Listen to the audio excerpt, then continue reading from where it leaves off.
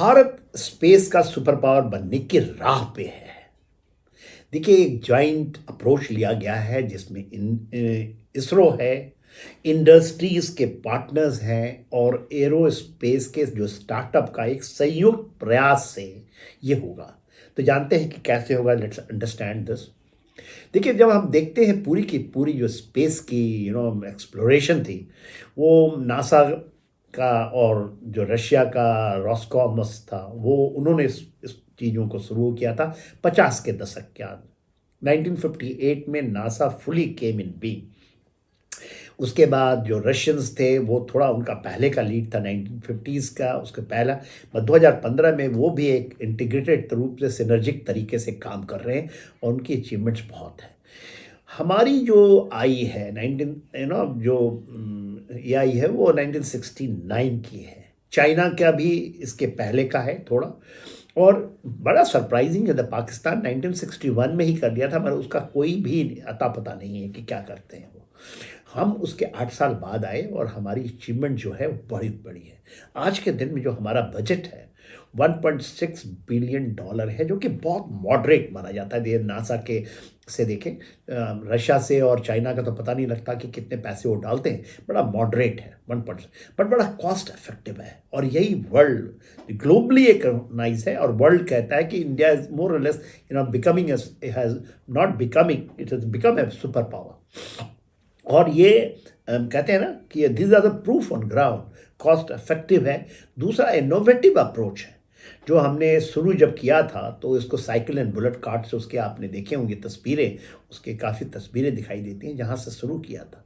वो विजन से हम चले तो हम अपने कॉस्ट को काटते रहे और उसके अलावा इनोवेशन करते रहे। यदि हम मून में को जो मिशंस हैं, चंद्रयान और चंद्रयान 3, तो 2023 के अंदर में वो साउथ पोल में आज तक कोई लैंड नहीं कर पाया है।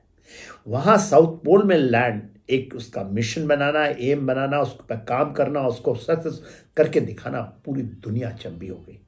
2017 में 104 सैटेलाइट एक साथ एक रॉकेट से आपने ऑर्बिट में डाला, कोई नहीं कर पाया है, उसके बाद भी अभी नहीं कर पा रहे हैं।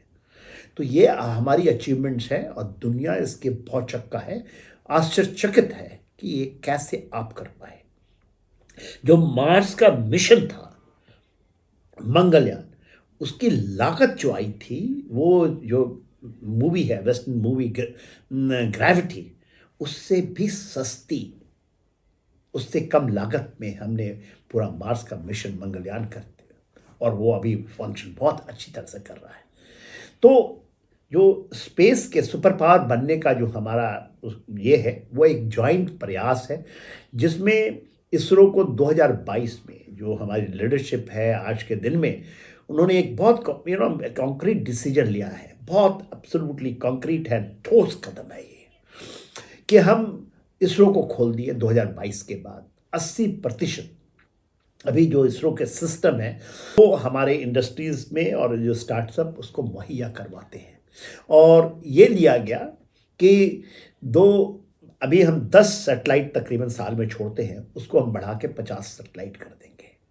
और ये सैटेलाइट बनाने की जिम्मेदारी यदि ये लेते हैं तो वो आपके स्टार्टअप के पास में आ जाएगा, और हमारे जनजे के लिए एक बहुत बड़ा मोटिवेशनल फैक्टर है। देखिए, इसरो को जब हम आप छोड़ देंगे दूसरे के लिए, जैसे वो अभी क्या कर रहे हैं, वो डॉकिंग, स्पेस स्टेशन के लिए डॉकिंग ऑफ सैटेलाइट्स बहुत ज़रूरी है, जहाँ 2 सैटेलाइट एक ही ऑर्बिट में जाके एक दूसरे से मिल जाता है। और फिर स्पेस स्टेशन आप बनाएंगे, जब स्पेस स्टेशन आप बनाएंगे तो लैब्स होंगे, फिर तो अब आपका दायरा बहुत बढ़ जाएगा, जैसे अभी उन्होंने किया है। और मेरे ख्याल से वो सक्सेसफुल रहेंगे। जो सेपा टेक्स करके उन्होंने ये कर रहे हैं उसकी प्रयास, और वो सफल होगा। और आगने वाले समय में उनको मैन ऑन द मून में डालना है, भेजना है मून पे, मैन इन द स्पेस भेजना है। तो ये एक डिसीजन ये लिया गया है कि उनके बर्डन को कम किया जाएगा, और पब्लिक प्राइवेट पार्टनरशिप के जरिए हम उन चीज़ों को कर पाएंगे कि हम एक सुपर पावर बन के जा जाए। अभी देखिए, पूरे विश्व के अंदर में जो ग्लोबल स्पेस इंडस्ट्री है, उसका एक वो जो पिच हुआ है, 1.8 ट्रिलियन डॉलर 2035 तक के लिए, 2035 तक ये 1.8 ट्रिलियन डॉलर के इतना बड़ा उसका ये है जो होने वाला है। और इंडिया की जो आज के दिन में जो स्पेस इंडस्ट्री है उस वो एकदम एक्सपेंशन के लिए तैयार खड़ी है।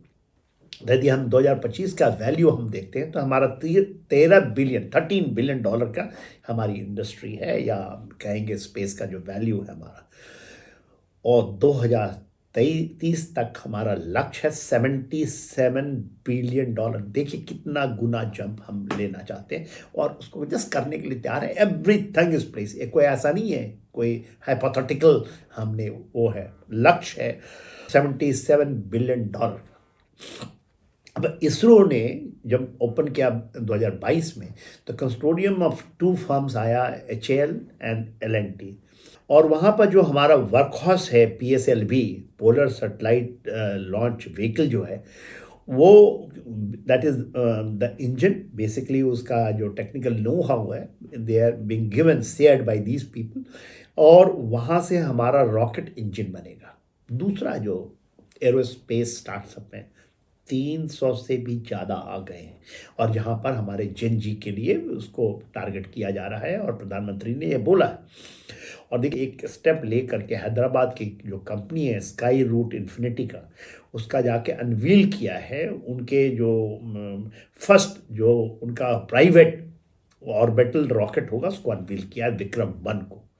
उन्होंने इसके पहले विक्रम एस करके उन्होंने एक टेस्टिंग की थी श्रीहरिकोटा से, और इसरो के से लॉन्च से उन्होंने किया था और 90 किलोमीटर तक उन्होंने अचीव किया था जाना सब ऑर्बिटल के लिए, और फिर बे ऑफ बंगाल में वो गिर गया था।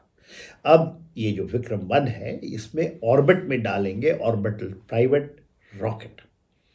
तो ये कंपनी है, इसके बारे में ये स्टार्टअप है, 2 जनजी का है जो इसरो में थे, उसके बारे में मैं डिटेल पढ़ाऊँगा क्योंकि जनजी के लिए बड़ा इम्पोर्टेंट है इसको देखना।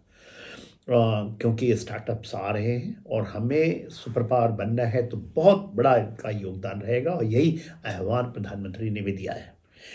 और दूसरी चीज़ जो सबसे इम्पोर्टेंट आ रही है वो है कि हमारे जो हमारे ब्रेन्स आउटसाइड गए हैं शायद वो भी अट्रैक्ट हों यहाँ आने के लिए, और वही हमें बनाएगा super power of the space. Thank you. जय हिंद।